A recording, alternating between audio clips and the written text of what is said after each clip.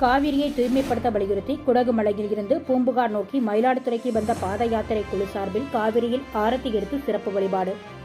காவிரியை தூய்மைப்படுத்த வலியுறுத்தி அகில பாரத துறவியர்கள் சங்க செயலாளர் ராமானந்தா தலைமையில் 50க்கும் மேற்பட்ட துறவியர்கள் காவிரி உற்பத்தியாகும் குடகுமலையில் இருந்து பாத யாத்திரை மேற்கொண்டுள்ளனர். கடந்த மாதம் 20ஆம் தேதி குடகுமலையில் இருந்து புறப்பட்ட பாத யாத்திரை மயிலாடுதுறையை வந்தடைந்தது. இந்த பாத யாத்திரையை வரவேற்று மயிலாடுதுறை துலாக்கட்ட காவிரி பாதுகாப்பு கமிட்டியை சேர்ந்த முத்துக்குமார், அப்பர் சுந்தரம் மற்றும் பொதுமக்கள் ஆகியோர் வரவேற்பு தந்தனர்.